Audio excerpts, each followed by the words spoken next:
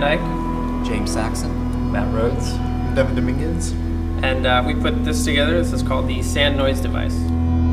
So as these pucks are noticed by the camera and this wave comes in contact, they emit these particles and they follow all the contours in the sand. All the physics that they feel in this world that's in the sandbox is based on the contours. So as you can see, we can kind of make them sit in these little holes, or we can speed them up.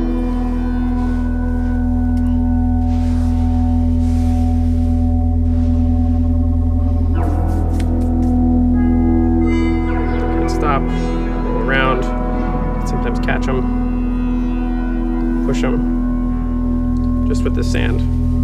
So they use the contours just like in a real world.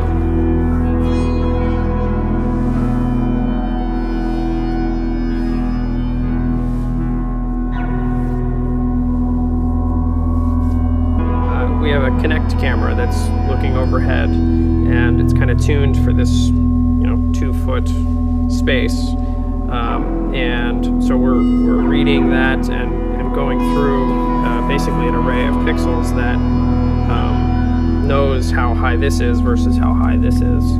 So as they pass through, they know where all these contours are, the hills and valleys and things like that, or curves. All the audio for this project is being synthesized in real time using the pure data programming language, which is a graphical sort of patching language where you take a bunch of little blocks and draw lines between them to link their inputs and outputs, sort of like a really complex modular synthesizer.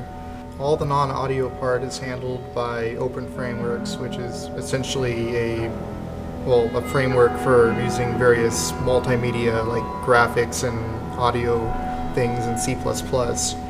So we're taking readings from our color camera and our depth camera and essentially writing those, reading into big arrays full of pixels.